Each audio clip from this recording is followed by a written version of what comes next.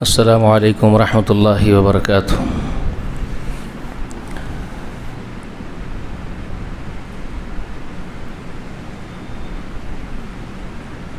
ان الحمد للہ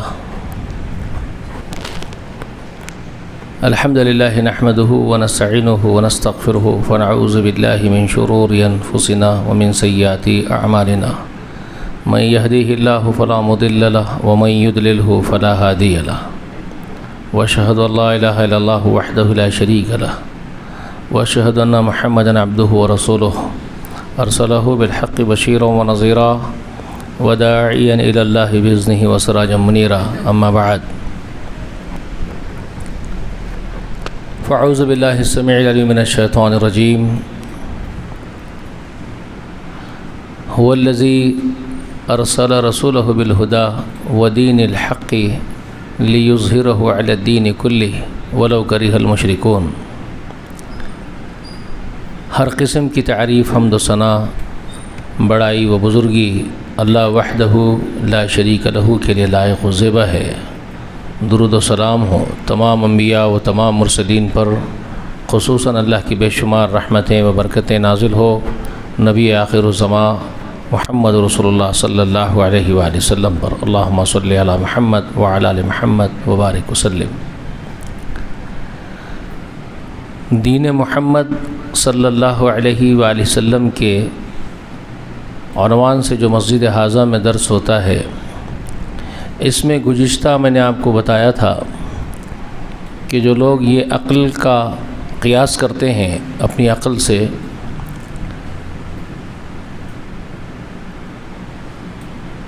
کہ سیدھے اللہ تبارک و تعالی جو کائنات کل کا بادشاہ، خالق و مالک ہے، سیدھے اس سے اپنی حاجتیں مانگنے کے لیے اس کے در پہ کیسے پہنچیں گے،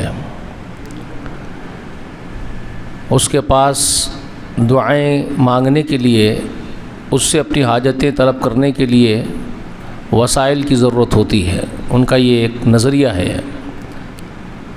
اور پھر وہ مثال دیتے ہیں، مشابہت پیش کرتے ہیں دنیاوی وسائل کی۔ دنیا میں کسی بادشاہ کے دربار میں پہنچنے کے لیے ضروری ہے کہ نیچے سے سفارشیوں کو استعمال کرتے ہوئے ان کے وسائل سے، ان کے وسیلے سے اوپر تک جانا پڑتا ہے، بادشاہ تک۔ دربار کے اندر جو چھوٹے لوگ ہیں ان کے پاس درخواست لگانی پڑتی ہے، پھر وہ اوپر بھیجتے ہیں، پھر وزیر کے پاس پہنچیں گے، پھر بادشاہ کے پاس پہنچیں گے، سیدھے تو بادشاہ کے پاس نہیں جاتے۔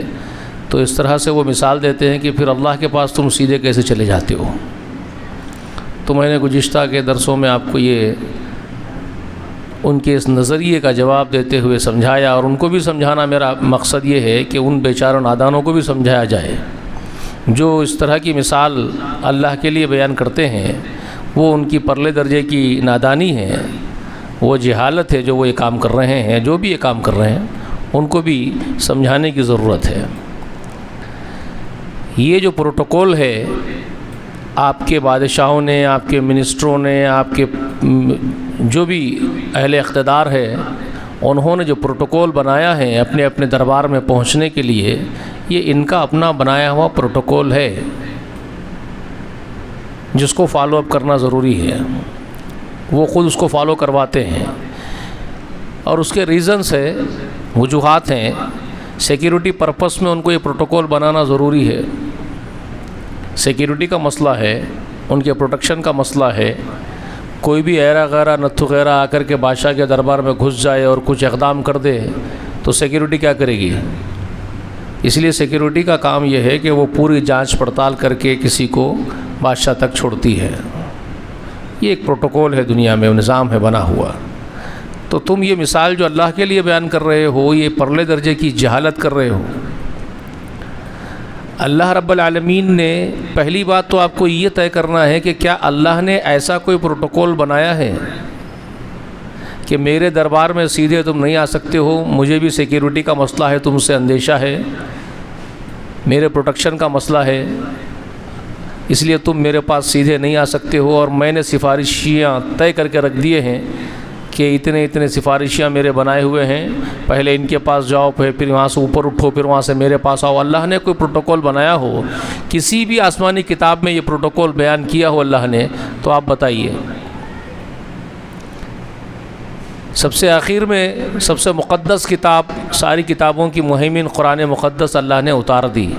قرآن مقدس کے الف لام میم سے لے کر کے والناس تک، یا سورہ فاتحہ سے لے کے والناس تک، کہیں پر بھی آپ ہم کو ایک بھی ایسا ثبوت دو، ایک ایسی دلیل آپ ہمارے سامنے پیش کر دو، کوئی ایک ایسی آیت پیش کر دو جس میں اللہ نے یہ بات کہی ہو کہ ڈائریکٹ مجھ تک کوئی میرا بندہ نہ آئے، میں نے پروٹوکول بنایا ہے اور وہ نیچے سے سفارشیوں سے ہوتے ہوئے مجھ تک آئے. کہیں پر بھی اللہ نے یہ بیان کیا ہو تو بتائیے پورے قرآن مقدس میں.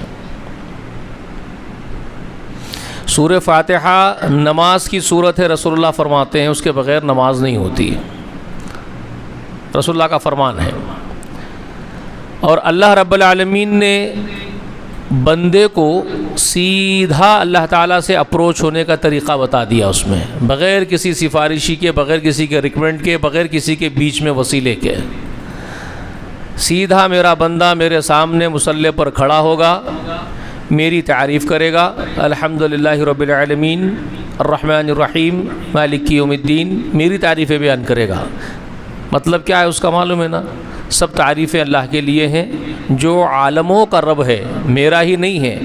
ایک اکیلا بندہ جب مصلی پہ کھڑے ہو کے یہ بول رہا ہے ہاتھ باندھ کر کے، تو وہ کیا بول رہا ہے؟ ساری تعریفیں، شکر گزاریاں اس اللہ کے لیے ہے جو سارے عالم کا رب ہے، میرا ہی نہیں، پورے سنسار کا کرتا دھرتا، پالنہار، ضرورتوں کو پوری کرنے والا، حاجتیں پوری کرنے والا، پورے عالم کا رب وہ اللہ ہی ہے جس کے لیے شکر گزاریاں ہیں میری. میں شکر بجا لاتا ہوں کھڑے ہو کر کے. میں بھی اسی لیے حاضر ہوا ہوں کہ عالم میں سے میں بھی ایک تیرا غلام ہوں. جہاں سارا عالم تیرا غلام ہے اور سارے عالم کا تو رب ہے، اس سارے عالم میں سے ایک ادنا حصہ ہی صحیح میں بھی تیرا غلام ہوں مولا، اس لیے ہاتھ باندھ کے تیرے سامنے ڈائریکٹ آ کے کھڑے ہو گیا، بغیر کسی سفارشی کے، بغیر کسی ریکمنڈ کے، کسی وسیلے کے بغیر سیدھا مصلی پہ کھڑا ہوا اور سیدھے اللہ سے بات کر رہا ہے. سیدھے اللہ سے بات کر رہا ہے، کوئی بیچ میں نہ وسیلہ ہے نہ واسطہ ہے. سورہ فاتحہ جب وہ پڑھ رہا ہے نماز میں کھڑے ہو کے، کس کو بیچ میں رکھ رہا ہے بھائی؟ کوئی بھی نہیں ہے، سیدھے بول رہا ہے تعریفیں اللہ تیرے لیے جو تو سارے عالم کا رب ہے. جی الرحمن الرحیم، تو ہی رحم کرنے والا ہے، تو ہی مہربان ہے، مہربانیاں تیری ہے، رحمتیں تیری ہے، کسی اور کو بیچ میں لا رہا ہی نہیں، انوالومنٹ ہی نہیں ہے کسی کا، ڈائریکٹ بات ہو رہی ہے سیدھی. الرحمن تو ہی ہے، الرحیم تو ہی ہے، مالک یوم الدین تو ہی ہے، فیصلے کرنے والا حشر کے دن تو ہی ہے مولا. تو میں تیرے سامنے ہاتھ باندھ کے کھڑے ہو گیا ہوں. ایاک نعبد و ایاک نستعین، تو اے اللہ ہم تیری ہی عبادت کرتے ہیں، یعنی تیری ہی غلامی میں لگے ہوئے ہیں زندگی میں، تو ہم کو جو حاجتیں بھی ہوں گی، جو ضرورتیں بھی ہماری ہے مولا، وہ ایاک نستعین، اور ہم تجھ ہی سے مدد مانگتے ہیں. یہ نہیں بول رہا بندہ کہ کسی اور کو بیچ میں ہم رکھتے ہیں اور اس کے وسیلے سے تجھ سے مانگتے ہیں، یا کسی اور کو ہم کہہ رہے ہیں کہ ہم تیری تعریفیں کر رہے ہیں، وہ بات ہماری تجھ تک پہنچا دے، اور ہم کچھ چاہتے ہیں وہ ہماری چاہت تیرے تک پہنچا دے. یہ تو نہیں بول رہے نماز میں آپ کسی اور کو بول رہے ہیں کیا؟ کس سے بات کر رہے ہیں نماز میں؟ تو اللہ نے پہلے ہی سورہ فاتحہ میں ہی بتا دیا پروٹوکول یہ ہے میرا. اللہ کا پروٹوکول کیا ہے؟ اللہ کا بنایا پروٹوکول یہ نہیں ہے کہ تم جاؤ نیچے چپراسی کو ملو، اس کے بعد وہ کلرک کے پاس آؤ، اس کے بعد وہ دوسرے آفیسر کے پاس جاؤ، اس کے بعد ایک وزیر کے پاس جاؤ، وہاں سے میرے پاس اپروچ ہونا ہے. یہ جن کو سیکیورٹی کا مسئلہ ہے، جن کے پروٹیکشن کا مسئلہ ہے، ان کا پروٹوکول ہے، ان کو ضرورت ہے. مجھے تم سے کوئی اندیشہ ہی نہیں ہے، تم میرا بال باقا کرنے والے نہیں ہو، تمہارے سیکیورٹی کا مجھے کوئی مسئلہ نہیں ہے، تم سے پروٹیکشن کا کوئی مسئلہ نہیں ہے، تم میرا بال بھی بگاڑنے والے نہیں ہو. میں خالق ہوں، تم میرے بنائے ہوئے، میری پیدا کردہ مخلوق ہو. میں مالک ہوں، تم غلام ہو.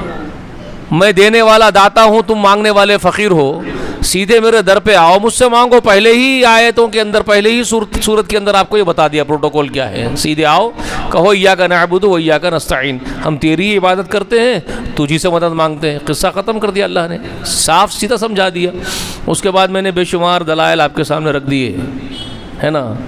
قال ربکم ادعونی استجب لکم، تمہارا رب تم سے کہتا ہے مجھ سے مانگو میں تم کو دوں گا. یہ ساری باتیں میں نے آپ کو سمجھا دی قرآن مقدس میں جو ہے. تو وہ ان کا جو بیان ہے، جو یہ بیچارے سمجھ رہے ہیں کہ اللہ کے پاس بھی ویسے ہی جائیں گے جیسے بادشاہ کے پاس جا رہے ہیں، تو انہوں نے بادشاہ کو اور اللہ کو ایک کر دیا.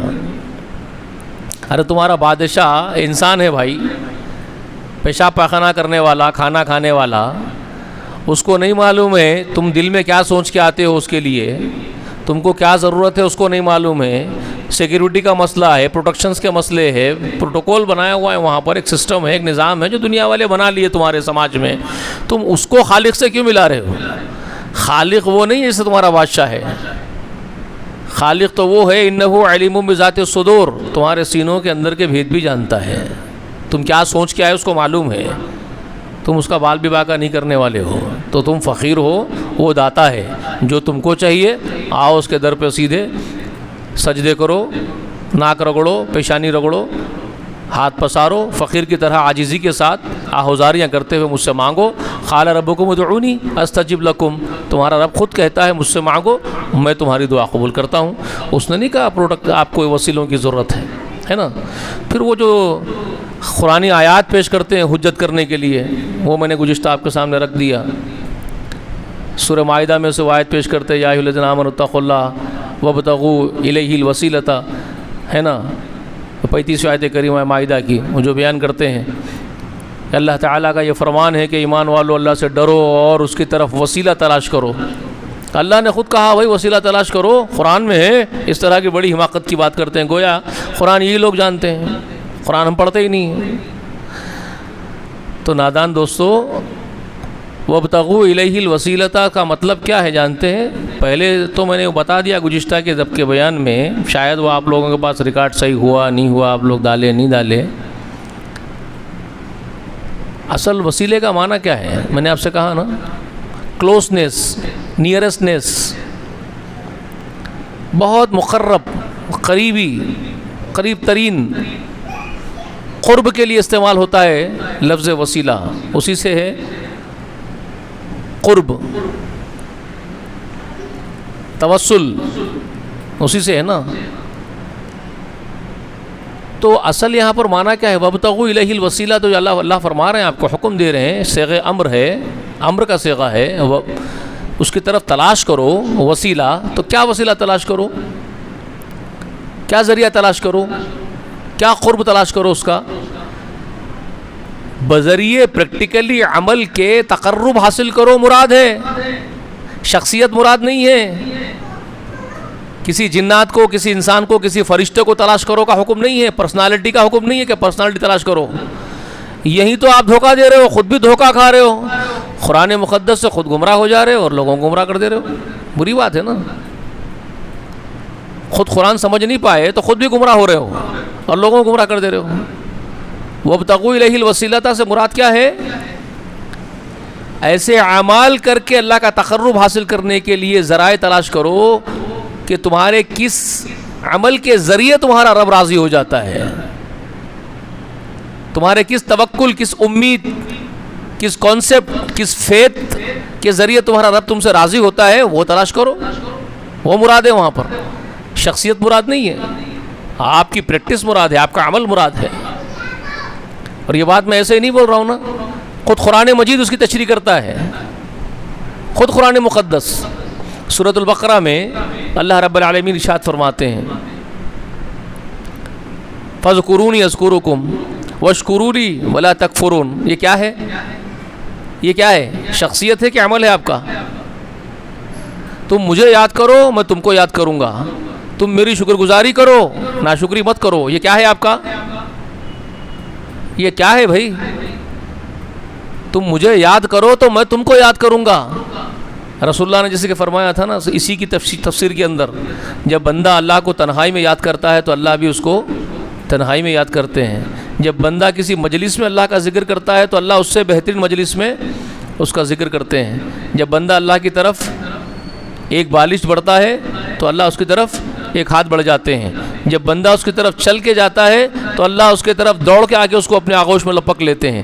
تو بندہ پہل کرے تو اللہ اس کو اپنے طرف لپک لیتے ہیں. تو یہ ذریعہ ہے اللہ کا ذکر. کیا ہے؟ اللہ کے قرب کا. یہ حدیث شریف کیا بتا رہی ہے آپ کو؟ آپ تھوڑا آگے بڑھیں گے اللہ آپ کو زیادہ آگے بڑھ کے اپنی آغوش میں لے لے گا. تو یہ آپ کا تھوڑا آگے بڑھنا کیا ہوا؟ تقرب کا ذریعہ، پریکٹس آپ کی، آپ کا عمل جو آپ اللہ کی طرف بڑھ گئے. اس کے بعد والی آیت میں کیا فرمایا؟ یہ جو آیت کریمہ میں نے آپ کے سامنے پڑھی وَاذْكُرُونِی اذْكُرُکُم کے بعد کیا فرمایا؟ یا ایھا الذین آمنوا استعینوا بالصبر والصلاۃ. اے ایمان والو استعینوا بالصبر والصلاۃ، اللہ سے استعانت طلب کرو. استعانت کیا ہے؟ اپنی حاجتیں مانگنا، اپنی ضرورتیں مانگنا، استعانت اس کو کہتے ہیں. جو آپ کو چاہیے استعانت. دعائے قنوت بول کے سکھاتے ہیں. دیکھیے ہر کوئی سکھاتا ہے بھائی. بریلوی علماء نہیں سکھاتے ہیں کیا دعائے قنوت؟ مجھے بولو، بریلوی علماء دعائے قنوت نہیں سکھاتے ہیں کیا نماز میں پڑھنے کی؟ اللہم انا نستعینک، اللہم انا نستعینک نہیں سکھاتے؟ سکھاتے ہیں نا نماز میں پڑھنا. حالانکہ دعائے قنوت میں اس کی سندیں کمزور ہے، اگرچہ کہ وہ مختلف اسناد کو ملا کر کے ایک دعا بنائی گئی ہے. عمومی جو دعا آئی ہے احادیث میں مستند احادیث کے سند کے ساتھ، وہ اللہم ربی کیا ہے؟ وہ یاد ہے آپ کو؟ یاد نہیں ہے؟ اللہم اہدینی، اللہم اہدینی فیمن ہدیت وعافنی فیمن عافیت وتولنی فیمن تولیت. یہ جو الفاظ کے ساتھ دعائے قنوت آئی ہے یہ مستند روایت کے ساتھ آئی ہے. وہ بھی ہے، ہم اس کا انکار نہیں کر رہے کہ مت پڑھو، اچھے الفاظ والی دعا ہے آپ پڑھو، لیکن مستند تو یہ ہے جو عموماً رسول صلی اللہ علیہ وسلم پڑھتے تھے. اللہم اہدینی فیمن ہدیت والی. اللہم انا نستعینک بھی پڑھتے ہیں، پڑھو. لیکن اس کا مطلب کیا ہے؟ پھر جو پڑھ رہے ہو منتر ہے کیا تمہارا؟ کیا پڑھ رہے ہو اس کا؟ اللہم انا نستعینک کیا مطلب ہے اس کا؟ ونستغفرک ونؤمن بک ونتوکل علیک. کیا بول رہے ہیں آپ؟ آپ کو ہوش بھی ہے؟ اللہ استعینو کا، جو میری مددیں ہیں، اللہ میری جو استعانت ہے میں تجھ سے مانگتا ہوں نماز میں کھڑے ہو کر کے. بیچ میں کوئی واسطہ ہے نہ وسیلہ ہے نہ کوئی سفارشی ہے. کس سے مانگنا سکھایا رسول اللہ آپ کو؟ سیدھے اللہ سے. اللہم انا نستعینک ونستغفرک ونؤمن بک ونتوکل علیک ونثنی علیک الخیر. یہ آپ ہی بول رہے ہیں نا. پھر اس کا مطلب جانے بغیر بول رہے ہیں کیا؟ مطلب اس کا مطلب صاف ہو گیا کہ آپ کچھ جانتے بوجھتے نہیں ہیں، منتر پڑھ لیتے ہیں، آپ کو معلوم کچھ بھی نہیں ہے. مطلب یہ ہے رسول اللہ سکھائے بول کے پڑھ رہے ہیں نا. پھر رسول اللہ صلی اللہ علیہ وسلم کیا سکھائے؟ پڑھ لے. نہیں پڑھ رہی ہے تمہاری بات. یہی ہے وہ یا ایھا الذین آمنوا استعینوا بالصبر والصلاۃ. اے ایمان والو استعانت طلب کرو، جو تمہاری حاجتیں ہیں وہ مانگو. کس سے مانگو؟ اپنے رب سے مانگو. اور کیسے مانگو؟ ذریعہ کیا ہے؟ یہ وسیلہ ہے. وابتغوا الیہ الوسیلۃ جو ہے نا قرآن میں، اس کی تشریح یہ ہے. تو یہ وسیلہ ہے. کیا ہے یہ وسیلہ؟ صبر اور صلاۃ. استعینوا بالصبر والصلاۃ. صبر کے ذریعے اور نماز کے ذریعے اس کو ذریعہ بناؤ اللہ کے قرب کا، اور اس کے ذریعے سے اللہ سے مدد طلب کرو. اللہ تمہاری مدد کرنے والا ہے. ان اللہ مع الصابرین، بے شک اللہ تعالیٰ صبر کرنے والوں کے ساتھ ہے. یہ ہے صبر. صلاۃ الحاجہ کیا ہے؟ پھر رسول اللہ صلی اللہ علیہ وسلم نماز پڑھتے تھے حاجتوں کے لیے. پھر اس کو نکال دو، شخصیتوں کو پکڑ کے بیٹھ جاؤ. پھر یہ صاحب وہ صاحب کے پاس جاؤ، ان کے چڑھاوے ان کے چڑھاوے چڑھو. کب رسول اللہ نے آپ کو بتایا ایسا کرو؟ کب اللہ نے آپ کو بتایا قرآن میں کہ ایسا کرو؟ یہ آپ خود ساختہ طے کرتے ہیں اور کہتے ہیں کہ قرآن کی آیت ہے وسیلہ تلاش کرو. وسیلہ تلاش کرو کس معنی میں تھا؟ آپ نے کس معنی میں کر دیا؟ اس کو الٹ دیا پورا معاملہ آپ نے. جی کون سے اللہ والے ایسا کرتے تھے مجھے بتاؤ؟ کوئی نہیں کرتے تھے. تو یہاں وسیلہ عمل ہے. اور میں نے آپ کو حدیث بھی سنا دی تھی گزشتہ، بخاری شریف میں ہے غالباً. حدیث وہ ہے جس کو حدیث قدسی کہا جاتا ہے. حدیث قدسی کا تو مطلب آپ کو معلوم ہے نا، وہ بتا چکا ہوں میں گزشتہ. تو حدیث قدسی میں رسول اللہ نے بیان کیا کہ اللہ تعالیٰ ارشاد فرماتا ہے. اللہ تعالیٰ ارشاد فرماتا ہے. جہاں پر بھی رسول اللہ صلی اللہ علیہ وسلم یہ بیان کر رہے ہوں کہ اللہ تعالیٰ ارشاد فرماتا، اسی کو کہتے ہیں حدیث قدسی، کیونکہ اللہ کے رسول روایت کر رہے ہیں اللہ تعالیٰ سے. جیسے قال اللہ تعالیٰ کہہ کر کے کوئی صحابی بیان کرتے ہیں؟ نہیں نا. کون کہتے ہیں؟ یہ رسول اللہ ہی کہہ سکتے ہیں، کیونکہ رسول اللہ صلی اللہ علیہ وسلم سے جو بھی پیغام پہنچانا ہوگا اللہ کو، کس کے پاس پہنچائے گا؟ وہ رسول اللہ کے پاس پہنچائے گا. تو صحابی اگر روایت کر رہے ہوں تو کیا کہہ کے کرتے ہیں؟ وہ قال رسول اللہ کہہ کر کے کہتے ہیں، قال رسول اللہ، سمعت رسول اللہ، وعن نبی صلی اللہ علیہ وسلم، اس طرح سے وہ روایت کرتے ہیں. سمجھ رہے ہیں؟ تو وہ نبی صلی اللہ علیہ وسلم سے روایت کرتے ہیں کہ نبی صلی اللہ علیہ وسلم نے کہا، ہم نے ان کو کہتے ہوئے سنا، یہ بولتے ہیں. لیکن جب رسول اللہ صلی اللہ علیہ وسلم یہ بول رہے ہو کہ قال اللہ تعالیٰ، اللہ کہتا ہے، تو مطلب کیا ہے؟ رسول اللہ کی بات پہنچا رہے ہیں ہم تک، تو اس کو کہتے ہیں حدیث قدسی. تو اس میں رسول اللہ فرماتے ہیں، اللہ تعالیٰ ارشاد فرماتا ہے کہ جو میرے ولی سے دشمنی کرے میں اس سے اعلان جنگ کرتا ہوں. یہ حدیث صحیح بخاری میں ہے. کیا فرما رہے ہیں؟ جو میرے ولی سے دشمنی کرے میں اس سے اعلان جنگ کرتا ہوں. کون فرما رہے ہیں؟ رسول اللہ بول رہے ہیں، اور اللہ کا بیان ہے. اللہ خود کہہ رہا ہے، جو میرے چاہنے والے سے، میرے ولی سے، جو مجھ پر توکل کرتا ہے، میں جس کا سرپرست بن جاتا ہوں، جو مجھے اپنا سرپرست سمجھ لیتا ہے، اپنا مولا مان لیتا ہے، تو وہ میرا ولی ہے. تو جو میرے ولی سے دشمنی کرے گا میں اس سے جنگ کا اعلان کر رہا ہوں. دشمنی کرنے والے سے میں دشمن ہو جاتا ہوں اس کا. پھر اللہ بول رہے ہیں، اللہ اکبر، بہت بڑی بات ہے. اس لیے اللہ والوں کو دشمنی کرنا بہت مہنگا پڑتا ہے نا. کبھی اللہ والوں کے ساتھ گستاخی نہیں کرنا. نہیں معلوم اللہ والے کون کون ہیں، کون راتوں میں اٹھتے ہیں اپنے رب کو راضی کرتے ہیں، ہمیں نہیں معلوم. تو ہمیں زبانوں پر قابو رکھنا چاہیے، اپنی لگام لگا کے رکھنا چاہیے. تو اللہ کے رسول صلی اللہ علیہ وسلم یہ بات پہنچائے ہم تک کہ اللہ تعالیٰ کا یہ فرمان ہے کہ جو اللہ کے ولی سے دشمنی کرے اللہ اس کا دشمن بن کے اعلان جنگ کر رہا ہے. اس کے بعد کیا فرمائے؟ اللہ تعالیٰ کا فرمان رسول اللہ بیان کر رہے ہیں. اللہ کیا فرما رہا ہے اس کے بعد؟ میں اس کا دشمن بن جاتا ہوں میرے ولی سے دشمنی کرنے والے کے لیے، اور جب میرا بندہ، میرا غلام فرائض کی ادائیگی اور نوافل کی کثرت کر کے میرا قرب حاصل کرتا ہے، میرا قرب حاصل کرتا ہے. کس کے ذریعے قرب حاصل کر رہا ہے؟ یہاں وسیلہ معلوم ہو رہا ہے آپ کو. یہ ولی اللہ نے وسیلہ کن چیزوں کو بنایا؟ اللہ کے قرب کا. اللہ تعالیٰ خود فرما رہے ہیں، رسول اللہ صلی اللہ علیہ وسلم اس کی خبر دے رہے ہیں، حدیث شریف میں ہے. کیا فرما رہے ہیں؟ جب میرا بندہ فرائض کی ادائیگی اور نوافل کی کثرت سے میرا قرب حاصل کرتا ہے. فرائض سے مطلب کیا ہے؟ ہمارے ذہنوں میں کیا آتا معلوم؟ ایک پکچر بنی ہوئی ہے، ایک تصور بنا ہوا ہے. فرائض کی ادائیگی، نوافل میں کثرت بولتے ہی سمجھ میں آ جاتا ہے کہ نمازیں خوب پڑھتا ہوں گا، ہے نا. فوراً ہمارے دماغ میں ایک بات آ جاتی ہے. پھر وہ پیش بھی کرتے ہیں بیچارے ولی کا کانسیپٹ. وہ سب گمراہ کرنے کی حرکتیں. دیکھیے یہ جو ہوتا ہے یہ پورا مائنڈ کا کھیل ہے. یہ اس کو کہتے ہیں سائیکولوجیکل کھیل. پھر وہ اپنے ولی کی تعریف پیش کرتے ہیں کہ ہاں ایک اللہ کے ایسے ولی تھے میاں، عشاء کے نماز کا وضو کرتے تو فجر کی نماز 40 سال تک انہوں نے جو ہے عشاء کے وضو سے فجر کی نماز پڑھی ہے. یعنی اب ذہن میں آپ کے ڈال رہے ہیں پکچر کہ عشاء کے وضو سے فجر کی نماز 40 سال تک لگاتار پڑھی انہوں نے. بتائیے، اینٹی نیچر، فطرت کے خلاف آپ کے دماغ میں بھر دیا، اور آپ سمجھ لیے ولی اللہ ہونے کے لیے یہ چیزیں ہوتی ہے تو ولی بن جاتے ہیں. ایسا ہوتا ہے. اللہ کا ولی ایسا نہیں ہوتا، غیر فطری کام نہیں کرتا بھائی. یہاں پر ایک ہی چیز ہوگی، یا تو 40 سال لگاتار یہ حضرت عشاء کی نماز فجر سے پہلے پڑھے ہوں گے اٹھ کے،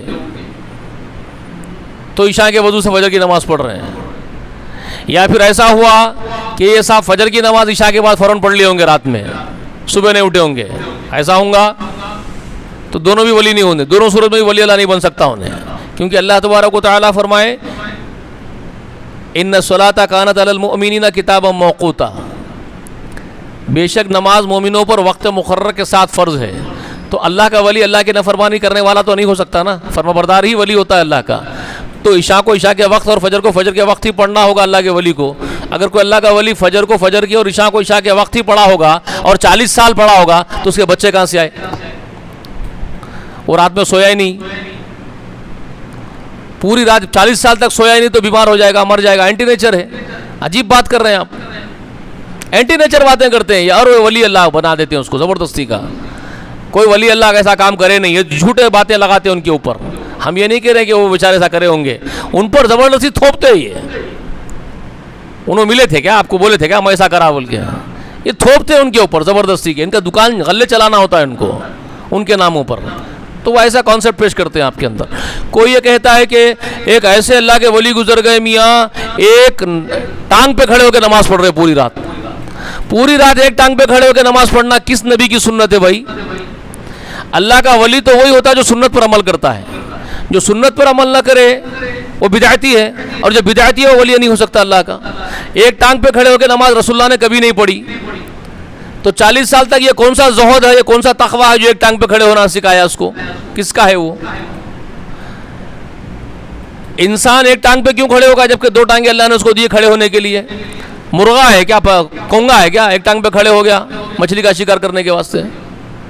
تو یہ غیر ضروری کی باتیں جو ہے تھوپتے ہیں اور اللہ کا ولی اس کو بنا دیتے ہیں, اور آپ اور ہم سمجھ لیتے ہیں اس طرح سے, چکر میں آ جاتے ہیں ان کے.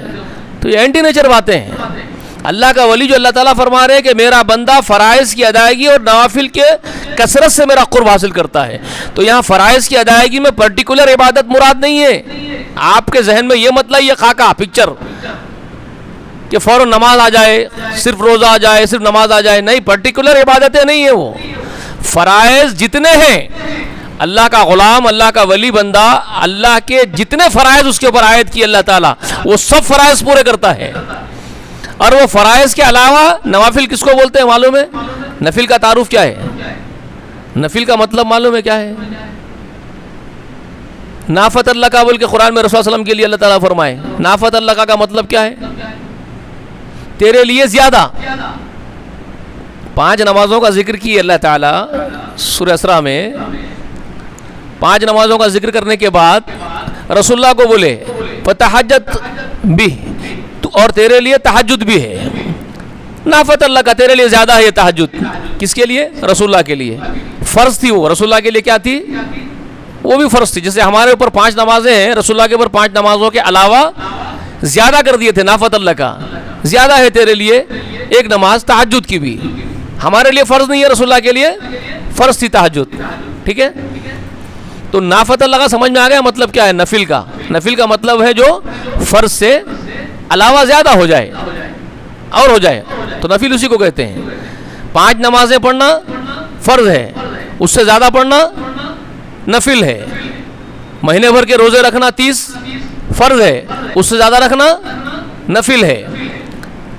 مال کی زکوٰۃ 2.5% اپنے مال کی جو اللہ نصاب بیان کر دی ہے, زکوٰۃ والے بن گئے, اس نصاب کو پہنچ گئے تو زکوٰۃ دینا فرض ہے. اس کے علاوہ خیر خیرات کرنا نفل ہے. سمجھ میں آ گئی بات؟ ہر وہ چیز جو حق ہمارے اوپر بنتا ہے, مال کی میراث کا جو حق اللہ نے وراثت میں لوگوں کو دے دیا, وہ وارثین کو ان کا حق دینا فرض ہے. اس کے علاوہ کچھ اور گفٹ دینا نفل ہے. تو نفل کا مطلب سمجھا رہا ہوں میں آپ کو. نفل فرض کے علاوہ زیادہ کو کہتے ہیں. تو اللہ تعالیٰ اپنے جو بندے کا ذکر کر رہے ہیں وہ کیا ہے کہ میرا غلام جب فرائض کی ادائیگی کرتا ہے, یعنی ہر وہ فرض ادا کرتا ہے جو میں اس کے اوپر عائد کیا ہوں. 5 وقت نمازیں بھی پڑھتا ہے, مہینے بھر کے روزے بھی رکھتا ہے, اپنے مال کی زکوٰۃ بھی دیتا ہے, اور جو میراث کے حقوق ہے, وارثین کے حق ہے وہ دیتا ہے. جو اس کے اوپر حق بنتے ہیں وہ فرض عین ہے اس کے اوپر, ماں باپ کے حقوق, بھائی بہنوں کے حقوق, بیوی بچوں کو پالنے کے حقوق, جو اس کے اوپر فرائض ہے زندگی میں وہ پورے کرتا ہے. اور وہ کرنے کے ساتھ ساتھ جو اس کا فرض ہو گیا پورا, تو وہ بیٹھ نہیں جاتا کہ میں تو اپنا فرض پورا کر دیا ہوں, بلکہ وہ اس کے علاوہ بھی مزید اور صدقے خیرات بھی کرتا ہے, اور نمازیں بھی پڑھتا ہے, اور روزے بھی رکھتا ہے. جو فرض میں نے نماز کر دی اس کے علاوہ بھی پڑھتا ہے, فرض روزے میں نے عائد کر دی اس کے علاوہ بھی روزے رکھتا ہے, فرض زکوٰۃ میں نے اس کے اوپر کر دی اس کے علاوہ صدقہ خیرات بھی کرتا ہے, فرض حق میں نے اس پر رکھ دیا ہے, وہ حق دینے کے بعد بھی مزید گفتاں کرتا ہے, مزید ہاتھ کھول کے خرچ کرتا ہے. تو یہ کیا ہے؟ اس کا ذکر اللہ تعالیٰ فرما رہے کہ میرا بندہ مجھے راضی کرنے کے لیے, مجھے خوش کرنے کے لیے فرض بھی ادا کرتا ہے اور نفل کی کثرت بھی کرتا ہے میرے لیے. تو سب آ گیا اس کے اندر, پوری زندگی کی عبادتیں اس کی. فرائض ادا کرتا ہے اور نوافل کثرت سے کرتا ہے. تو وہ اس کے ذریعے سے کیا کرتا ہے؟ میرا قرب حاصل کرتا ہے. یہ کیا ہے پھر؟ وَابْتَغُوا إِلَيْهِ الْوَسِيلَةَ، یہ ہے وہ کہ تلاش کرو اس کی طرف وسیلہ، اس کو راضی کرنے کا، جو سورہ مائدہ میں ہے. اس کا مطلب یہ ہے کہ تم وہ تلاش کرو جو اللہ کہہ رہا ہے. تمہارا ملا جو بول رہا ہے وہ نہیں ہے وسیلہ. شخص کو بنا لو، پرسنالٹی کو بنا لو، وہ خبر والے ولی کو بنا لو، وہ ان کو بنا لو، وہ ننگے شاہ کو بناؤ، وہ برہانے شاہ کو بناؤ. یہ نہیں ہے وہاں پر مراد. قرآن میں مراد اللہ تعالیٰ بیان کر دیے خود. استعینوا بالصبر والصلاۃ، نماز کے اور صبر کے ذریعے سے استعانت طلب کرو، میرا قرب حاصل کرنے کے لیے اچھے اعمال کو تلاش کرو، اور فرائض کی ادائیگی، جو حدیث سے معلوم ہو رہا ہے وہ کیا ہے؟ فرائض کی ادائیگی، نوافل کی کثرت کر کے اللہ کے بندے اور ولی بن جاؤ. جب تم ایسا بن جاؤ گے تو کیا ہوگا؟ جب تم ایسے بندے بن جاؤ گے جو اللہ کا قرب حاصل کر لو گے، تو اللہ تم کو اپنا ولی دوست بنا لے گا. اور ولی دوست بنا لے گا تو پھر تمہارے خلاف اگر کوئی اٹھے گا تو اللہ نمٹ لے گا اس سے. اللہ خود ہی بول رہے ہیں نا، جو میرے ولی سے دشمنی کرے میں اس کے خلاف اعلان جنگ کرتا ہوں. جب اللہ خود نمٹ لے گا تمہارے دشمنوں کو، اور تم جب یہ کرو گے اللہ کے چاہنے والے بندے بن جاؤ گے. اس میں کوئی شخصیت کی آمیزش نہیں ہے، کسی فرد کا انوالومنٹ نہیں ہے. اس میں آپ کا اور آپ کے رب کا معاملہ ہے. آپ اپنے عمل کے ذریعے اپنے رب کو راضی کر کے اس کو خوش کرنا چاہ رہے ہو. آپ اس کے دوست بن گئے، وہ آپ کا سرپرست بن گیا. پھر وہ آپ کے دشمنوں سے نمٹنے خود تیار ہے. پھر وہ کیا کہہ رہا ہے؟ جب آپ اس طرح میرے ولی بن جاتے ہو، عمل کے ذریعے مجھے راضی کر لیتے ہو، تو میں کیا بن جاتا ہوں؟ جب میرا بندہ فرائض کی ادائیگی اور نوافل کی کثرت کر کے میرا قرب حاصل کرتا ہے، تو میں اس کی آنکھیں بن جاتا ہوں جس سے وہ دیکھتا ہے، اس کے کان بن جاتا ہوں جس سے وہ سنتا ہے، اس کے ہاتھ بن جاتا ہوں میں جس سے وہ کام کرتا ہے، اس کے میں پیر بن جاتا ہوں جس سے وہ چلتا ہے. مطلب اس کا مطلب وہ صوفیاں جو ہے پھر یہاں سے بہک گئے. ایک طبقہ صوفیوں کا احادیث سے بھی بہک کے نکل گئے ہیں، سو ہے نا، وہ قرآن سے بہک گئے، حدیثوں سے بہک گئے. یہ ان کے مقدر ہے، یہ ان کی بدنصیبی ہے، ان کے سمجھنے کا پھیر ہے. کچھ سمجھ لیے حقیقت کو چھوڑ کر کے. ان الفاظ کے ذریعے کیا گمراہی پیدا کر لیے جانتے ہیں؟ اللہ آنکھ بن جاتا ہے، کان بن جاتا ہے، ہاتھ بن جاتا ہے، پیر بن جاتا ہے. تو صوفی یہ سمجھ لیے کہ ان کی ریئل آنکھیں اللہ بن جاتا ہے، ان کے ریئل کان اللہ بن جاتا ہے، ان کے حقیقی ہاتھ اللہ بن جاتا ہے، اور ان کے حقیقی پاؤں اللہ بن جاتا ہے. مطلب وہ یہ سمجھ رہے ہیں کہ میری آنکھیں بھی اللہ ہے، میرے کان بھی اللہ ہے، میرے ہاتھ بھی اللہ ہے، میرے پاؤں بھی اللہ ہے. یہ ان کی سوچ کس طرح پتھرے پڑے ہوئے ان کی سوچ پہ. صوفی یہ سمجھ گئے، اس لیے انہوں نے یہ عقیدہ گھڑ لیا کہ حلول ہماوست کا. جب تپسیا کرتے کرتے، میں تپسیا اس لیے بول رہا ہوں کہ تپسیا ہی بولنا پڑے گا، اور کیا بولوں میں؟ ذرا الفاظ سخت ہو جائیں گے تو معافی چاہتا ہوں، لیکن تپسیا تو نا زہد. وہ سمجھ رہے ہیں کہ زہد اور تقویٰ، وہ مراقبہ کر کے ایک جگہ بیٹھ کے جو ہے خوب ذکر اللہ کر کے، تو تپسیا ہی ہوگی نا. وہ رشیاں نکل کے جھاڑ کے نیچے بیٹھ کے خوب تپسیا کر رہے، تو وہی ہوگی نا وہ آپ کے نظریے میں. خوب ذکر اللہ کر کے، خوب مراقبہ کر کے، تو اللہ تعالیٰ ان کے اندر خود حلول ہو جاتا ہے. جیسے وہ رشیوں کا عقیدہ ہے، جب ایک تپسوی بیٹھ کر کے خوب تپسیا کرتا ہے ایک رشی، تو پھر وہ اوتار بن جاتا ہے. ایشور خود اس کے اندر اتر جاتا ہے اوتار بن کر کے. پھر وہ خود بھگوان کا روپ لے لیتے ہیں، وہ خود پرماتما ان کے اندر سما جاتے ہیں، اور وہ پرماتما کا روپ دھار لیتے ہیں. یہ وہی عقیدہ ہے جو آپ نے گھڑا. کون سا نیا ہے تپسیا کا عقیدہ آپ کا؟ آپ یہ سمجھ رہے ہیں، وہ یہ سمجھ رہے ہیں وہ کہ خوب ذکر اللہ کے بعد میں اللہ ان میں گھس جاتا ہے. پھر اللہ ان کی آنکھیں بن جاتا ہے، اللہ کان بن جاتا ہے، اللہ ہاتھ بن جاتا ہے، اللہ پاؤں بن جاتا ہے، خود اللہ یہ بن جاتے ہیں. پھر اس کے بعد یہ ایک اعلان کرتے ہیں ان الحق. ان کی تپسیا کا آخری اناؤنسمنٹ کیا ہوتا ہے جانتے ہیں؟ ان الحق کو بولتے. پھر یہ میں خود حق تعالی ہوں.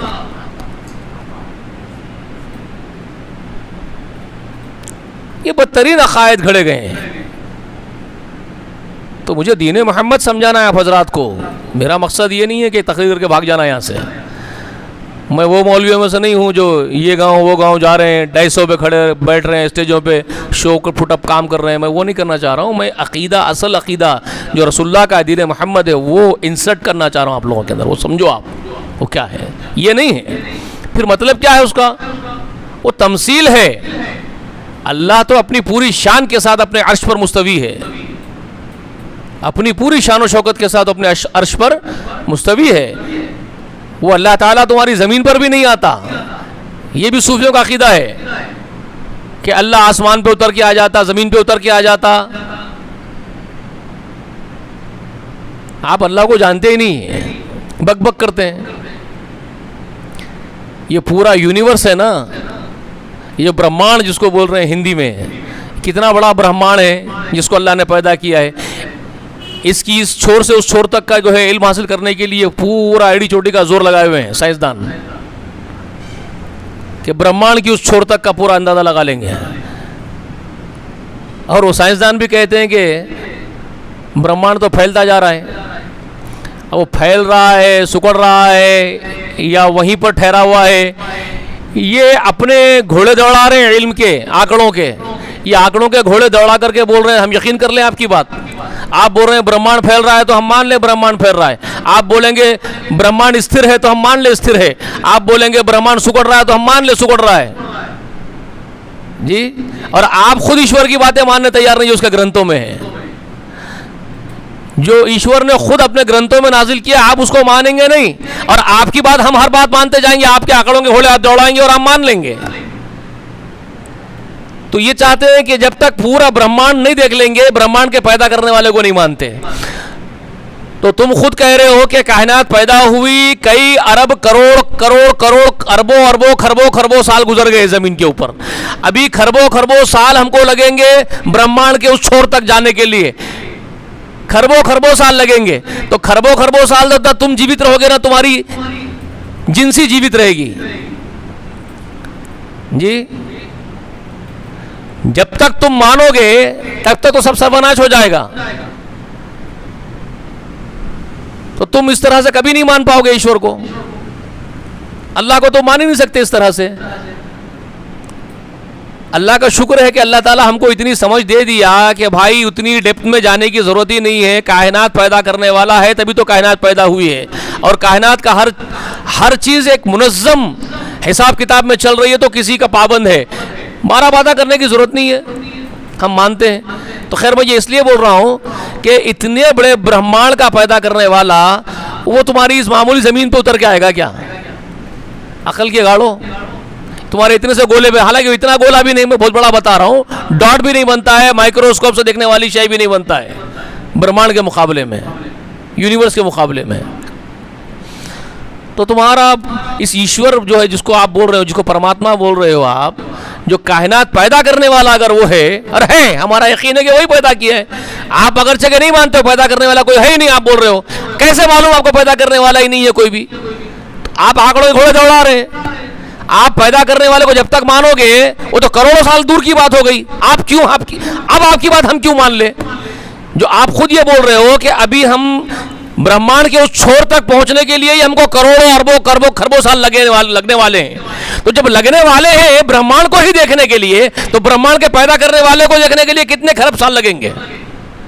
تو جب اتنے خرب سال لگیں گے پورے برہمانڈ کو دیکھنے کے لیے ہی, تو تم اس کو پیدا کرنے والے کو کب دیکھو گے نہیں پتا. ہم تم پر کیوں یقین کریں کہ کوئی پیدا کرنے والا نہیں ہے؟ تم بول رہے ہو نہیں ہے پیدا کرنے والا, ہم تمہاری بات کیوں مانے بھائی؟ اور جبکہ تم مانے تیار نہیں ہو اس کے گرنتھوں کو. تو یہ ایک عجیب بحث ہے. یہ بحث شاید نہیں سلجھے گی, کیونکہ ان کے مقدر میں ماننا نہیں ہے, بدبختوں کے مقدر میں, اور ہمارے مقدر میں ماننا لکھا ہوا ہے. یہ تو ہو چکا, ہم تو مان چکے, تم مت مانو, وہ دیکھا جائے گا جب اس کا وقت آئے گا. جب بھی آئے گا, کئی کروڑوں سال کے بعد شاید آئے, لیکن آئے گا تو صحیح نا, آئے گا ضرور. تم کہاں پڑے رہو گے اس یونیورس کے حصے میں, ہم کہیں پڑے رہیں گے اس یونیورس کے حصے میں, لیکن اٹھیں گے ضرور اور معلوم ہوگا ضرور جب دیکھیں گے. ان سے بحث نہیں ہے. میں یہ کسی بات کر رہا ہوں, یہ سائنسدانوں کی اور کمیونسٹ لوگوں کی جو بات کر رہا ہوں میں, دھیریوں کی, جو بہت بڑے علوم اور فنون والے لوگ ہیں کائنات میں, زمین پہ اب اس وقت بڑے چودھری وہی ہے. ان سے میری یہ بحث جو ہے وہ ایک بہت عجیب بحث ہوگی. وہ آپ لوگوں سے بات کر کے فائدہ بھی نہیں ہے اس کا. لیکن میں بول رہا ہوں ایک عقیدہ یہ بھی ہے, جو مانتے ہی نہیں کائنات پیدا کرنے والے کو, لیکن جو مانتے ہیں ان کے بارے میں بات چل رہی ہے میری. جو مانتے ہیں وہ بدبخت یہ سمجھتے ہیں کہ اللہ اتر کے آ رہا ہے زمین پہ ان کی. ارے تمہاری نادانی کی سوچ ہے, اللہ تمہارا اتنا بڑا, اللہ کائنات پیدا کرنے والا, تمہاری اس معمولی زمین پہ کیوں اترے گا بھائی؟ تمہاری سوچ ہے یہ اتر رہا ہے, وہ تھوڑا ہی بول رہا ہے کہ میں زمین پہ اتر کے آ رہا ہوں تمہارے لیے. ہر معاملے میں غلط فیصلہ کر رہے ہو. آیتوں کا انٹرپریٹیشن غلط کر رہے ہو, تفسیر غلط کر رہے ہو, اس کی ہر وقت یہی کر رہے ہو حماقت. قرآن مجید میں ہے ہوا معاکم اینما کنتم. اب یہ آیت پیش کر رہے ہیں, اس میں بڑے بڑے ہیں بھائی, اپنے آپ کو علماء بولنے والے, شریعت کے علماء بولنے والے بھی اس میں ٹھوکر کھا رہے ہیں. صوفی تو صوفی اور یہ کوفی بھی ٹھوکر کھا رہے ہیں, یہ اپنے آپ کو بڑے بڑے علماء ثابت کر رہے ہیں لوگوں کے سامنے, سرٹیفکیٹ لے کے آ گئے, مفتی اعظم بنے ہوئے اور ٹھوکریں کھا رہے ہیں. یہ سمجھ رہے ہیں کہ اللہ تعالیٰ اتر رہا ہے, تمثیلوں کو جو ہے وہ حقیقت پر مبنی سمجھ رہے ہیں. وہ جو حدیث میں رسول صلی اللہ علیہ وسلم فرماتے ہیں کہ آدھی رات کے گئے اللہ تعالیٰ آسمانی دنیا پر اترتا ہے اور لوگوں کو پکار کے بولتا ہے کوئی مجھ سے مانگنے والا میں اس کو دوں. اللہ تعالیٰ آسمانی دنیا پر اترتا ہے کا مطلب وہ تمثیلیں ہیں بھائی, متشابہات کی باتیں خود قرآن کرتا ہے, حدیث میں کری جائے تو کوئی بڑی بات نہیں ہے. خود اللہ جب متشابہات میں گفتگو کرتا ہے تو رسول صلی اللہ علیہ وسلم کی زبان سے متشابہات کی مثالیں نکلے تو کوئی اچنبے کی بات نہیں ہے. قرآن مجید میں اللہ تعالیٰ کہتا ہے بیدک الخیر, تیرے ہاتھ میں بھلائی ہے, تو آپ وہاں خود بولتے ہو اللہ کے ہاتھ سے مراد اللہ کا حقیقی یہ ہاتھ مت سمجھو. ابے دیوانوں, پھر تم خود سمجھاتے ہو لوگوں کو اللہ کا ہاتھ سے یہ ہاتھ مت سمجھو, تو پھر رسول صلی اللہ علیہ وسلم اگر بول رہے ہیں زمین پہ آسمان دنیا پہ اتر کے آتا ہے تو پھر تم وہ کیوں سمجھ رہے ہو اترنا اس کو, تم کیوں اس کو پھر حقیقی ہاتھ جیسا سمجھ رہے ہو. بات سمجھ میں آئی نہیں آئی؟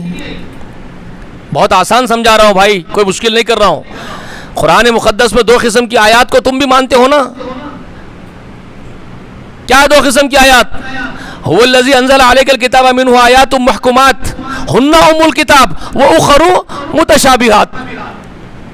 2 باتیں اللہ تعالیٰ بیان کر دیا نا, 2 آیات 2 قسم کی. محمد رسول اللہ آپ پر ہم نے کتاب نازل کی ہے جس میں محکومات والی آیات ہے ہماری, اور ہن ام الکتاب جو محکومات ہے جس میں ہمارے حکم ہے, یہ کرو یا مت کرو کے حکام ہے, وہی اصل کتاب ہے. وَأُخَرُ متشابہات, اور دوسری متشابہات ہے جو تمہارے پڑھنے نہیں پڑتی. متشابہات پڑھنے نہیں پڑتی تو قرآن میں خود متشابہات ہے نا, جس کو آپ قیاس نہیں کر سکتے. اللہ کا ہاتھ آپ نہیں بول سکتے اللہ کا ہاتھ کیسا ہے, اللہ کا پاؤں آپ نہیں بول سکتے اللہ کا پاؤں کیسا ہے.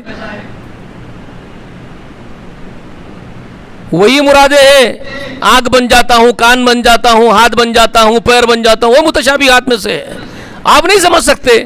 تو آپ حقیقی سمجھ رہے ہر جگہ, اور لوگوں یہ شریعت کے ملے ہمارے جو مفتی ہے تو بول رہے ہیں کہ نہیں ہاتھ کو ہاتھ مت سمجھو, کرسی کو کرسی مت سمجھو, وسیع کرسی السماوات کو آپ یہ مت سمجھو تمہاری کرسی جیسی کرسی ہے, متشابہات میں ہے. تو جب متشابہات مان چکے تو پھر وہ بھی مانو نا. جب اللہ تعالیٰ, اللہ کے رسول فرما رہے ہیں کہ اللہ تعالیٰ آسمان دنیا پر اترتا ہے تو وہ بھی ایک مثال ہے, تمثیل ہے, وہ آپ کے پڑھنے نہیں پڑھنے والی ہے, متشابہات ہے. اس سے مراد یہ ہے کہ اللہ کا توجہ کرنا ہے تمہاری طرف اللہ کا متوجہ ہونا ہے, ایک پرٹیکولر موقع تم کو دینا ہے مانگنے کا, تم سے منگوانا ہے راتوں میں اٹھا کر کے, یہ مراد ہے وہاں پر. یہ تھوڑے کہ بذات خود اتر کے آ رہا ہے. تو ایک طرف تو آپ یہ بات کرتے ہو, ایک طرف وہ بات کرتے, دوغلی باتیں کرتے ہو. متشابہات ہے وہ آپ کے پڑھنے نہیں پڑے گی, تو اللہ کو اتار کے لا رہے ہو زمین کے اوپر, جبکہ اللہ بار بار بول رہا ہے کہ وہ عرش پر مستوی ہے. جی رسول اللہ نے فرمایا, ایک عورت کو پوچھا, صحابہ کو ڈاؤٹ ہو رہا تھا اس عورت کے اوپر, تو سوال پوچھو بولے اس سے, ارے اس عورت کو پوچھو بھائی, بلائے رسول اللہ خود بلا کے پوچھے این اللہ, وہ مسلمان ہے یا کافرہ ہے اس پر شک کر رہے تھے, تو رسول اللہ اس امتحان کے لیے پوچھے این اللہ, اللہ کہاں ہے؟ تو اس عورت نے کہا, کیا کہا اس نے, ان اللہ استوى علی العرش, بے شک اللہ تعالیٰ استوى علی العرش, اللہ عرش پر مستوی ہے رسول اللہ. اس عورت نے کہا, تو رسول اللہ نے صحابہ سے کہا ارے انہا مومنتن, ارے یہ تو مومن بندی ہے. کیا فرمایا؟ ارے بے شک یہ تو مومن بندی ہے, اس کا ایمان ہے اس کا تو اللہ کے اوپر. یہ بول رہی ہے کہ اللہ عرش پر مستوی ہے, وہ نہیں بول رہی ہے کہ اللہ تیرے پاس بھی ہے, میرے پاس بھی ہے, یہاں بھی ہے, وہاں بھی ہے, ہر جگہ موجود ہے, یہ نہیں بول رہی ہے عورت. ان اللہ استوى علی العرش, بے شک اللہ تو مستوی ہے عرش پر. تو رسول اللہ نے کہا کہ انہا مومنۃ, یہ تو مومنہ ہے. تو یہ عقیدہ اہل سنت ہے، یہ عقیدہ رسول اللہ ہے، یہ عقیدہ صحابہ اکرام کا ہے. اللہ عرش پر مستوی ہے اور آپ ہر جگہ موجود سمجھ رہے ہیں اس کو، بڑے بڑے دائرے گھیرے ہوئے ہیں اس کے. تو وہ سمجھ لیے قرآن کی آیت سے جو میں پیش کر رہا ہوں کہ کیسے کیسے بگاڑ پیدا کیے، کیسے کیسے گمراہ ہوئے، وہ بتا رہا ہوں میں آپ کو. وہ یہ سمجھ لیے کہ ہوا معاکم اینما کنتم. جب اللہ یہ کہہ رہا ہے سورہ حدید میں، سورۃ الحدید میں ہے کہ تم کہیں پر بھی اللہ تمہارے ساتھ ہے، تو یہ ہم کو پیش کر رہے ہیں جیسے کہ ہم قرآن جانتے ہی نہیں. یہ ہم کو آیت دلیل پیش کرتے ہیں. ہم کو کیا معلوم قرآن میں دلیل ہے؟ کہاں ہے بھائی؟ یہ کیا ہے؟ یہ ہے ہوا معاکم اینما کنتم. ہاں ایسا ہے، یہاں ہے. اچھا یہ سوچ ہے آپ کی. کیا بڑے علامہ دہر کہ قرآن پڑھتے ہی نہیں بیچارے. یہ جو صحابہ اکرام کے نقش قدم پر چلنے والی جماعت ہے، سلف صالحین کے نقش قدم پر جو چل رہے ہیں، ان کو قرآن ہی نہیں معلوم ہے. دلیل ان سے لینی پڑے گی. اب ان کو معلوم ہی نہیں سورۃ الحدید میں یہ بات بھی ہے ہوا معاکم اینما کنتم. اب یہ ہم کو دلیل پیش کریں گے. اس سے مراد یہ ہے کیا جیسا تم بول رہے ہو تمہارے ساتھ یہاں ہے، تمہارے گھر میں ہے، مسجد میں ہے، تم بیت الخلاء میں گئے تو بیت الخلاء میں بھی اللہ ہے تمہارے ساتھ، تمہارے بیوی کے بستر میں تم سوئے ہوئے تو وہاں بھی اللہ بیچ میں ہے تمہارے، نعوذ باللہ. ہر جگہ تمہارے ساتھ اللہ ہے. یہ مطلب ہے اس آیت کا؟ یہ مطلب ہے کہ اس آیت کا؟ اس کا مطلب یہ ہے بھائی ہوا معاکم اینما کنتم واللہ بما تعملون بصیر. یہ کیوں نہیں پڑھے؟ اسی آیت کا آخری اختتامی حصہ کیوں نہیں پڑھے پھر؟ ہوا معاکم اینما کنتم واللہ بما تعملون بصیر.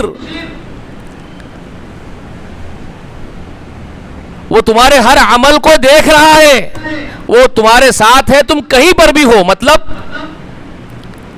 مطلب یہ ہے کہ کائنات اس کے مقابلے میں حص ہے. پوری کائنات وسیع کرسیہ السماوات والارض، اس کی بادشاہت ساتوں آسمان و زمین کو گھیری ہوئی ہے. اس کی نگاہیں بیک وقت پوری کائنات کو دیکھ رہی ہے. اس کی نگاہیں بیک وقت ایک ہی لمحے میں پوری کائنات کو دیکھ رہی ہے. تو پوری کائنات کو جب اس کو خود بیک وقت دیکھ رہا ہے تو اس کائنات میں تم کیا ہو، تمہاری بساط کیا ہے؟ تم اس کائنات میں کہاں جا سکتے ہو بچ کر کے؟ تمہاری زمین ایک ڈاٹ بھی نہیں بنتی ہے. تم اس زمین سے اڑ کے اگر راکٹ میں بیٹھ کے بھی چندرما گرہ میں چلے جاؤ گے، منگل گرہ میں چلے جاؤ گے، تو تم یہاں سے اٹھے یہیں بیٹھے، یوں اٹھے یوں بیٹھے، وہ بیک وقت تم کو دیکھ رہا ہے. ہوا معاکم اینما کنتم، وہ تمہارے ساتھ ہے. تم کہیں پر بھی رہو، زمین میں رہو، سورج میں رہو، چاند میں رہو، منگل میں رہو، کہیں بھی رہو پوری کائنات میں، بیک وقت وہ تم کو دیکھ رہا ہے. واللہ بما تعملون بصیر، وہ اللہ تمہارے ہر عمل کو بیک وقت دیکھ رہا ہے. یہ مطلب ہے اس کا. کلیئر کر رہے نا اللہ تمہارے عمل کو ہر وقت وہ دیکھ رہا ہے. بصیر کا مطلب کیا ہے؟ بصارت، دیکھنا. واللہ بما تعملون، تعملون مطلب تم جو عمل کرتے ہو. واللہ بما تعملون بصیر، تمہارے ہر عمل کو بیک وقت وہ دیکھ رہا ہے، اپنی بصارت میں رکھا ہوا ہے. یہ مراد ہے اس سے. تمہارے گھر میں، تمہارے بستر میں ہے، یہ مطلب نہیں ہے اس کا. قرآن مقدس سمجھتے نہیں، خود بھی گمراہ ہوتے، لوگوں کو گمراہ کرتے ہیں. تو ویسے حدیث نہیں سمجھتے، حدیث سے گمراہ ہو جاتے ہیں. تو یہ جو صوفی گمراہ ہو گئے، آنکھ بن جاتا ہوں، کان بن جاتا ہوں، ہاتھ اور پاؤں بن جاتا ہوں کا مطلب وہ کیا سمجھ لیے؟ ریئل آنکھ بن جا رہے، ریئل کان بن جا رہے، ریئل ہاتھ بن جا رہے، ریئل پاؤں بن جا رہے. دیوانہ پن، بکواس. وہ متشابہات ہے. اس کا معنی یہ ہے کہ پھر تمہارا دیکھنا میری رضا والا دیکھنا بن جاتا ہے. میں اپنی چاہت کے مطابق تم کو دکھاتا ہوں. تمہارا سننا میری رضا والا سننا بن جاتا ہے. میں تمہارے کانوں کو اپنی مرضی کے اوپر ڈھال لیتا ہوں. تم اپنی خواہش نہیں، میری خواہش کے مطابق دیکھتے اور سنتے ہو. تم پھر میری خواہش کے مطابق زندگی میں کام کرتے ہو. تم پھر میری خواہش کے مطابق دنیا میں چلتے اور پھرتے اور کام انجام دیتے ہو. یہ ہے وہ بن جانا. میری توفیق و ہدایت تمہارے ساتھ ہو جاتی ہے، میری مدد تمہارے ہمہ وقت تمہارے ساتھ ہو جاتی ہے. پھر تمہارا دیکھنا، سننا، کام کرنا، چلنا پھرنا میری مرضی کے مطابق ہو جاتا ہے. یہ مطلب ہے اس کا. اس کو یہ سمجھ لیے کہ ریئل اللہ خود بن جا رہا ہے، یہ خود ہی. تو اس طرح گمراہیاں بہت ساری پیدا کر دی. تو یہاں کتنی باتیں آپ کو سمجھ میں آ گئی حدیث کے ذریعے سے. ایک تو قرب اللہ کا حاصل ہو رہا ہے، تو کس کے ذریعے سے؟ فرائض کی ادائیگی، نوافل کی کثرت، جو کہ عمل ہے زندگی میں. جس عمل کا خود اللہ تعالیٰ حکم دے رہا ہے آپ کو، استعینوا بالصبر والصلاۃ، نماز اور صبر کو تقرب کا ذریعہ بناؤ میرے، اور تقرب حاصل کرو. یہ ہے، سمجھ میں آ گئی بات؟ ولی اللہ کو بناؤ نہیں ہے. ذرا غور کرو، قل ادعوا الذین زعمتم من دون اللہ، یہاں اللہ تعالیٰ سورہ اسراء میں، سورہ بنی اسرائیل میں، یہ مشرکان عرب بالکل یہ عقیدے کے حامل تھے. یہ کیا سمجھتے تھے کہ یہ جو دیویاں ہیں یہ اللہ کے مقرب ہم کو کرانے کے ذرائع ہیں، ہمارے اللہ کے قرب کے، ان کے ذریعے سے ہم کیا کرتے ہیں؟ اللہ کا قرب حاصل کرتے ہیں، یہ ہماری سفارشیاں. یہ سمجھتے تھے ان کو، ان ہستیوں کو، ان بتوں کو. تو ان کے بارے میں ان کا عقیدہ تھا. تو اللہ تعالیٰ نے ان کو کیا کہا سورہ زمر میں؟ سورہ زمر میں اللہ تعالیٰ کا فرمان ہے. کیا فرمایا سورہ زمر میں؟ آیت نمبر 3 میں، سورہ زمر کے ابتدا میں کیا فرمایا؟ الا للہ دین الخالص، خبردار دین کو اللہ کے لیے خالص کرو. اور کیا کرو؟ اور کیا نہیں کرو جو وہ لوگ کرتے ہیں ان کے بارے میں خبر دی. مسلمانوں کو کیا کہا؟ الا للہ دین الخالص، محمد صلی اللہ علیہ وسلم، تم اور تمہارے ساتھی، تو سب ایمان والے کیا کرو؟ خالص کرو دین کو اللہ کے لیے. والذین اتخذوا من دونہ اولیاء، اور یہ جو لوگ ہیں آپ کے مخالفین، یہ جو اپنے اولیاء بنا لیے ہیں اللہ کے سوا. والذین اتخذوا من دونہ اولیاء، اور جن لوگوں نے خود بنا لیے ہیں، اپنے اپنے اولیاء بنا لیے. خود اللہ کہہ رہے ہیں، کیا کہہ رہے ہیں یہاں پر؟ والذین اتخذوا من دونہ اولیاء، جن لوگوں نے اس اللہ کے سوا اپنے اپنے اولیاء بنا لیے ہیں، ان کے بارے میں ان کا عقیدہ، ان کا آرگومنٹ کیا ہے؟ ما نعبدہم الا لیقربونا الی اللہ زلفیٰ، کہ ہم ان کی عبادت نہیں کرتے مگر یہ اللہ کے قریب ہماری رسائی کروانے والے ہمارے سفارشیاں ہیں. یہ ان کا عقیدہ تھا. یہی ان کا بھی ہے. آج کل ان کا بھی وہی ہے نا، یہ جو یہ گمراہ ہو رہے ہیں اور گمراہ کر رہے ہیں لوگوں کو، یہی سمجھ رہے ہیں وہ لوگ بھی. سمجھ میں آ رہی ہے یہ بات آپ کو؟ تو سورہ بنی اسرائیل پڑھو، ان کو جواب دیا گیا کہ وہ جو وسیلہ سمجھتے تھے ان لوگوں کو، ان کو جواب دیا گیا یہاں پر سورہ بنی اسرائیل میں. اور آیت کا نمبر غالباً ہے 56-57 پڑھو، 2 55 56 57 کانٹیکس پڑھو، لیکن 56 57 میں خاص طور پر پڑھو. قل ادعوا الذین زعمتم من دونہ، یہاں ہی کا مرجع اللہ ہے، جیسے وہاں سورہ زمر میں ہی کا مرجع کون ہے؟ من دونہ ہی کا مطلب کون؟ کس کے سوا؟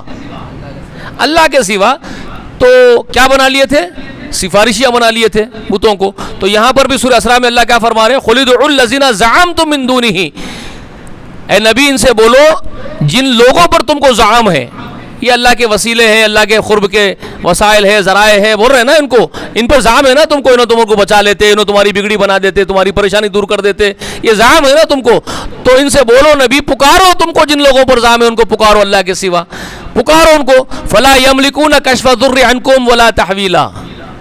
کیا بول رہے ہیں اللہ تعالیٰ یہاں آیت نمبر 56 میں؟ کیا فرما رہے ہیں ان لوگوں کو جو یہ عقیدہ رکھتے ہیں؟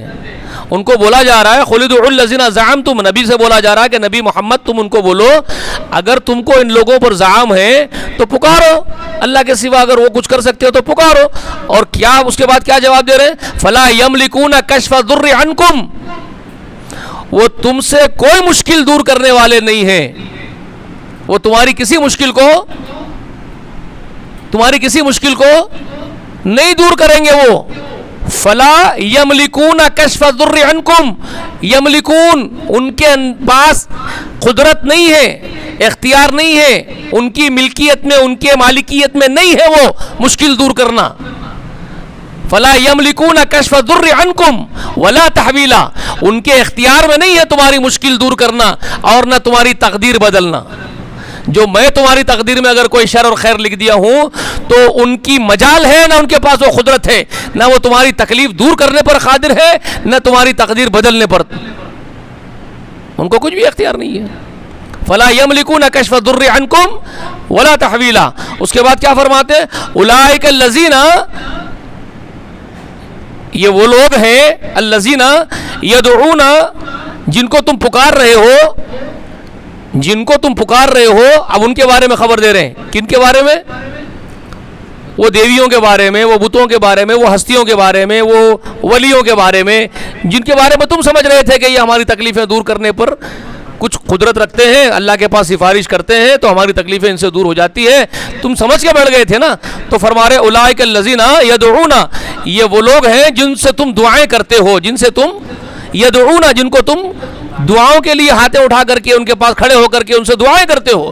یدعون یبتغون الی ربہم الوسیلہ, یہ خود اللہ کے حضور وسیلہ تلاش کرتے ہیں. تم جس کو وسیلہ بنا رہے ہو پرسنالٹیز کو, یہ پرسنالٹیز وہ ہیں جن کو تم پکار رہے ہو, یہ خود وسیلہ تلاش کر رہے ہیں اللہ کے حضور میں, یہ خود ذریعہ ڈھونڈ رہے ہیں اللہ کے حضور میں قرب کا.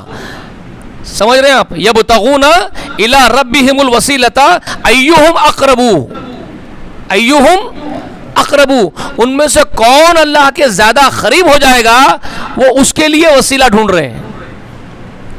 اور کیا کر رہے ہیں؟ وَيَرْجُونَ رَحْمَتَهُ, اور اس کی رحمت کی طرف امید لگائے ہوئے لپک رہے ہیں. اس کی رحمت کی طرف, کس کی؟ رب کی, اللہ کی رحمت کی طرف امید لگائے دوڑ رہے ہیں, لپک رہے ہیں, کوشش کر رہے ہیں اس کو راضی کرنے کی. اور وہ یخافون عذابہ, اور اس کے عذاب سے ڈر رہے ہیں, اس کے عذاب سے خوف کھا رہے ہیں. اب یہاں پر ایک بہت اہم مسئلہ بھی آپ کا حل ہوتا ہے. یہ جیسا بولتے ہیں آج کر کے ہمارے دھوکے باز جو خود دھوکے میں پڑے ہوئے اور لوگوں کو دھوکہ دے رہے ہیں, وہ کیا بولتے ہیں؟ وہ محض پتھر کے بتوں کے بارے میں آیتیں ہیں قرآن میں, لکڑی کے بت, پتھر کے بت. ارے نادانو, اگر لکڑی اور پتھر کے بت ان کے سامنے تھے جن کو وہ پکارتے تھے, جن سے وہ دعائیں کرتے تھے, تو اللہ یہ بات کیوں بول رہا ہے پتھروں کے بارے میں یہ بات بول رہا ہے اللہ تعالیٰ؟ یبتغون الی ربہم الوسیلۃ ایہم اقرب, وہ خود وسیلہ تلاش کر رہے, تو پتھر وسیلہ تلاش کر رہے ہیں کیا جی؟ اور وہ یرجو رحمتہ, اور وہ خود اس کی رحمت کی طرف رجوع کر رہے ہیں, تو پتھر رحمت کی طرف رجوع کر رہے ہیں کیا عمل کر کے؟ وہ یخافون عذابہ, اور اس کے عذاب سے ڈر رہے ہیں, تو پتھر لکڑی ڈر رہے ہیں کیا؟ وہ پرسنالٹیز ہیں, اللہ کے نیک ترین بندے اور بندیاں ہیں. فرشتوں کو اللہ کی بیٹیاں بنا لیے تھے, نیک بزرگوں کو اللہ کے ولیاں بنا لیے تھے, ان کے ہی بت بنا, ان کے اسٹیچو بنائے تھے, ان کے بارے میں اللہ خبر دے رہے ہیں. سمجھ رہے ہیں؟ تو یہ خود خوفزدہ ہیں, یہ خود تلاش میں ہیں. تو تلاش کس کے ذریعے سے ولیوں کو, یہ اللہ والوں کو تلاش کرنے کے لیے, اللہ کا قرب تلاش کرنے کا ذریعہ ولی اللہ کس کو بناتے ہیں؟ ابھی آپ سن لیے کس کو بناتے ہیں؟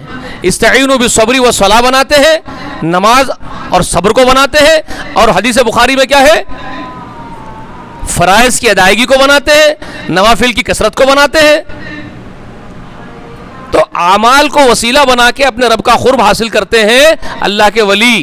تو اس کا ذکر یہاں پر ہے, یبتغون الی ربہم الوسیلۃ, یہ اللہ کے نیک بندے جن کو تم بیچ میں میرے سفارشیاں بنا کے پیش کر رہے ہو, تم جن سے دعائیں کر رہے ہو, ان کے بارے میں خبر دے رہے ہیں. فلا یملکون کشف الضر عنکم ولا تحویلا, یہ تم سے تمہاری تکلیف دور کرنے پر, تمہاری تقدیر بدلنے پر قادر نہیں ہے. تقدیر میں بناتا ہوں, فیصلے میں کرتا ہوں, تکلیفیں میں دور کرتا ہوں, مصیبتیں یہ نہیں دور کرتے مصیبتیں جن کو تم پکار رہے ہو. اور جن کو تم پکار رہے ہو وہ تو خود میرا قرب تلاش کر رہے ہیں, وہ تو خود ہی ڈھونڈ رہے ہیں وسیلہ میرے قرب کا. اور وسیلہ کیا ہے؟ عمل ان کے نیک, کہ کس طرح وہ اللہ کے قریب ہو جاتے ہیں. یہ ہے رسول اللہ نے وہی بات بتائی آپ کو. رسول اللہ نے کیا بتایا؟ وہی بات تو بتائی, لوگوں اپنا عمل کرو اور اپنے رب کا قرب حاصل کرو. اللہ نے خود کہا بھائی, اللہ نے خود کہا فاسجدوا واقتربوا, کیا کہا؟ سجدے کرو, اللہ کا قرب حاصل کرو. کیا کر کے؟ سجدے کرو اللہ کے حضور میں اور اللہ کا قرب حاصل کرو. ایمان والوں سے کہا قوموا للہ قانتین, ایمان والوں اللہ کے حضور میں قیام کرو, فرما برداری کے ساتھ قرب حاصل کرو. وارکعوا مع الراکعین, رکوع کرنے والوں کے ساتھ رکوع کرو, قرب حاصل کرو. سمجھ میں آ رہی ہے بات آپ کو؟ اللہ کا قرب حاصل کرو اپنے اعمال کے ذریعے اپنے رب کو راضی کر کے. یہ وسیلے, اور یہ بزرگان دین خود وہ وسیلہ تلاش کرتے ہیں کہ کیسے عمل سے اپنے رب کو ہم راضی کر لیں, اور تم ان کو بنا رہے ہو بیچ میں لا کر کے. آئی بات کلیئر ہو گئی آپ کو؟ سمجھ میں آ رہی ہے کہ جو مثالیں دیے وہ اللہ کے لیے بدبختی ہے, ان کو سمجھ میں نہیں آیا نا, نادان ہے یہ. بادشاہ کے پاس چلے جاتے، فلاں کے پاس چلے جاتے، ارے تیرا بادشاہ کدھر اور اللہ کدھر؟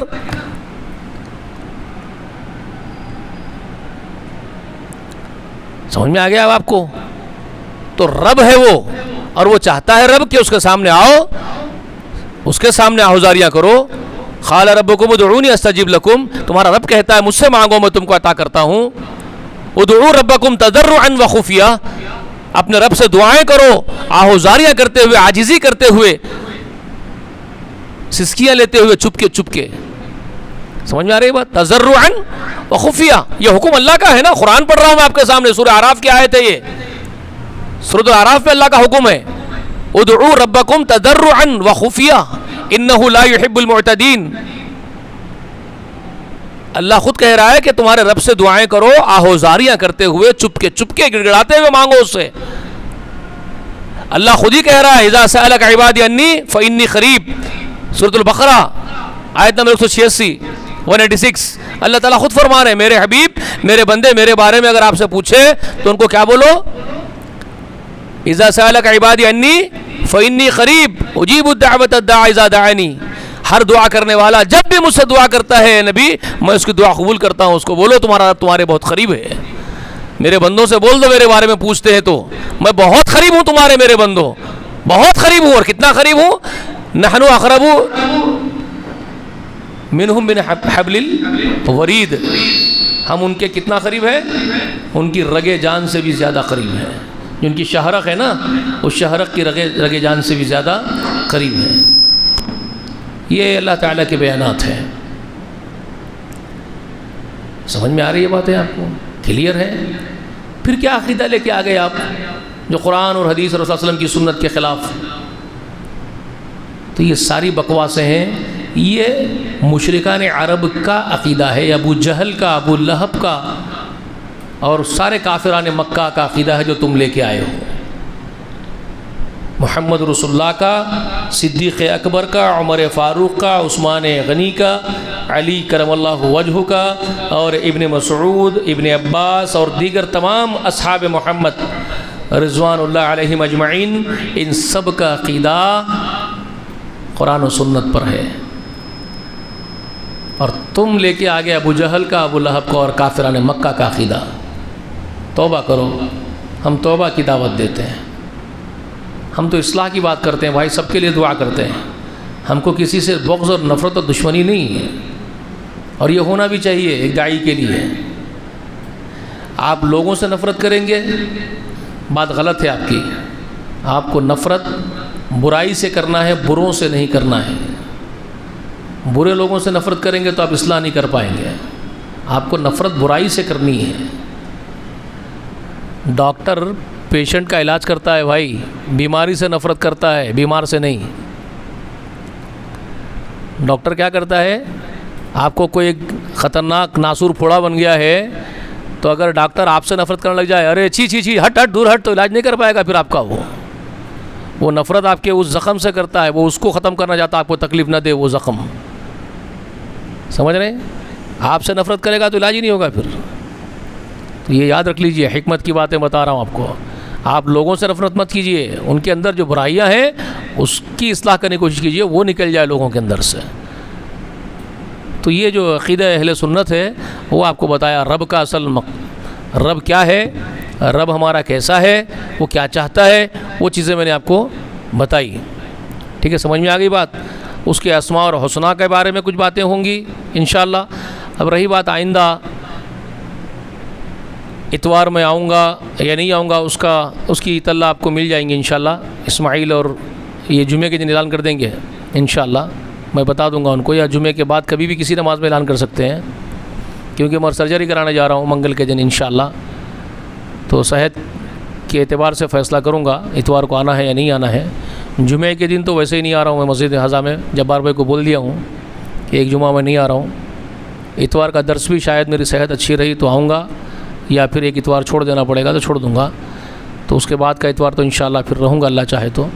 آپ حضرات سے درخواست ہے کہ میری ان باتوں کو خود بھی سمجھو اور لوگوں تک پہنچاؤ، اپنے دوست احباب تک، کیونکہ یہ عقیدے کی بنیادی اہم باتیں ہیں. اللہ تعالیٰ سے دعا ہے کہ اللہ تعالیٰ کہنے سننے سے زیادہ ہم سب کو سمجھنے کی توفیق دے. آمین. وآخر دعوانا ان الحمد للہ رب العالمین. السلام علیکم ورحمۃ اللہ وبرکاتہ.